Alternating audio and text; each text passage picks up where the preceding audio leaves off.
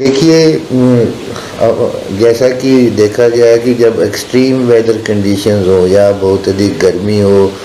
या अत्यधिक बारिश हो, सड़कें वगैरह अवरुद्ध हो जाएं, उस दशा में ही ज़िला प्रशासन द्वारा आपातकालीन परिस्थितियों को देखते हुए स्कूलों को, शैक्षणिक संस्थानों को बंद करने के आदेश जारी किए जाते हैं। परंतु शिक्षा विभाग द्वारा एक पत्र हमारे को प्राप्त हुआ है जिसमें स्टाफ को, कर्मचारियों को, टीचिंग नॉन टीचिंग स्टाफ को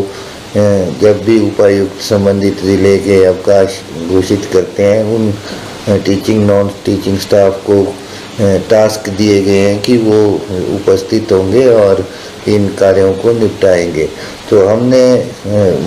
माननीय शिक्षा सचिव महोदय को अनुरोध किया है कि क्योंकि ज़िला प्रशासन विशेष परिस्थितियों में, जो कि हार्ड परिस्थितियां होती हैं, चाहे वो गर्मी हो, चाहे बारिश हो, अत्यधिक गर्मी हो, तो एक्सट्रीम वेदर कंडीशंस को देखते हुए जब उपायुक्त अवकाश घोषित करें, तो ऐसी परिस्थितियों में क्योंकि विशेष तौर पर एजुकेशन डिपार्टमेंट में बहुत से अधिक महिला कर्मी हैं और उनको असुविधा ना हो और सभी कुशल रहें, ऐसी परिस्थितियों को देखते हुए हमने निवेदन किया है कि वो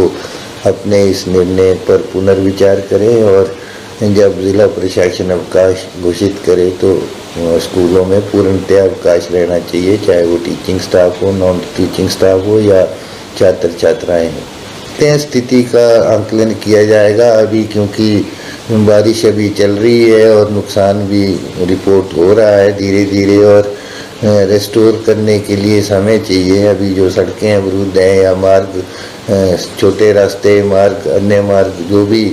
अवरुद्ध हैं, उनको खोलने का प्रयास जारी है और बारिश रुकने पर ही इस पर विशेष तौर पर ध्यान दिया जा सकेगा। अगर परिस्थितियां अनुकूल हुई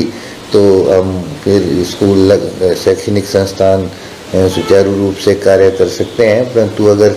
इसी तरह वर्षा जारी रही और सड़कें वगैरह, हम लोग जो हमारी सरकारी सभी विभाग उसमें लगे हैं, अगर वो ना खोल पाए तो इस बारे में शाम के समय पुनः विचार किया जाएगा। तो व्यक्ति जो कि शुक्रखंड में पानी बढ़ जाने के कारण बीच में फंसा हुआ है, एक स्थान जहाँ पर की कुछ झाड़ियाँ वगैरह हैं, उनमें उसमें वो फंसा हुआ है और उसके रेस्क्यू के लिए फायर ब्रिगेड के कर्मचारी, होमगार्ड्स, जिनके पास इन्फ्लेटेबल बोट भी है, जो कि डिस्ट्रिक्ट डिजास्टर मैनेजमेंट अथॉरिटी द्वारा उनको, होमगार्ड्स को दिया गया है, वो लेकर वहाँ पहुँच चुके हैं। और इसके अलावा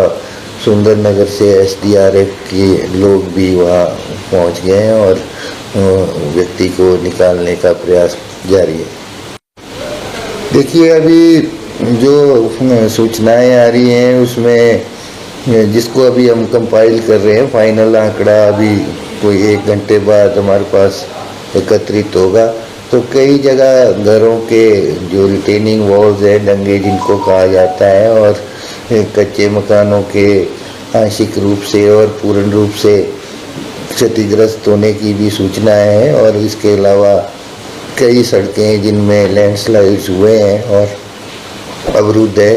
और यातायात में वहाँ बाधा आई हुई है, और इसका आकलन हम कर रहे हैं। जैसे इसकी पूरी रिपोर्ट आएगी आपको उसके बारे में अवगत करवा दिया जाएगा।